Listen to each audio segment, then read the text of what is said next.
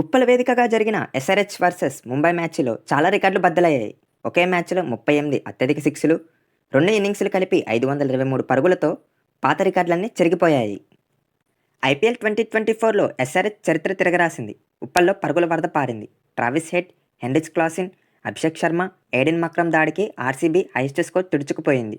ఇప్పుడు 277 పరుగులు చేసి ఆ రికార్డు ఎస్ఆర్హెచ్ పేరిట మారింది. 31 పరుగుల తేడాతో మొదటి విజయాన్ని సాధించింది. ముందుగా టాస్ గెలిచిన హార్దిక్ పాండ్యా బౌలింగ్ తీసుకున్నాడు.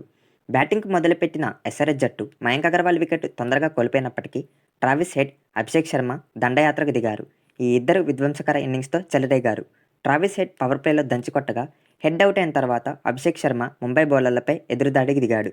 హెడ్ 62, అభిషేక్ శర్మ 63 పరుగులు చేసి అవుట్ కాగా ఆ తర్వాత బ్యాటింగ్కు వచ్చిన హెన్రిచ్ క్లాసెన్, ఎయిడెన్ మక్రమ్ విధ్వంసం చేశారు. క్లాసెన్ ఏకంగా 7 సిక్స్లు, 4 ఫోర్లతో ఒంట్లో పూనకం వచ్చినట్లుగా చెలరేగిపోయాడు. క్లాసెన్కి తోడుగా మక్రమ్ 42 పరుగులు చేయగా టోటల్గా ఎస్ఆర్హెచ్ 277 పరుగులు సాధించింది.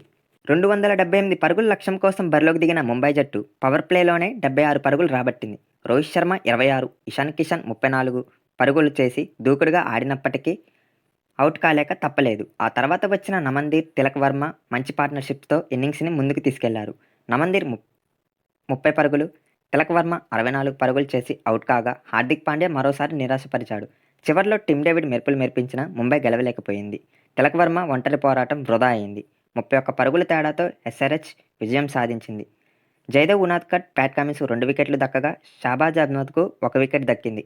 Man of the match award Abhishek శర్మకు వరించింది. ఈ హై వోల్టేజ్ మ్యాచ్ మీకెలా అనిపించిందో కామెంట్లో తెలియజేయండి. మోర్ వీడియోస్ కోసం మన ఛానల్ని అయితే సబ్స్క్రైబ్ చేయొచ్చు కదా.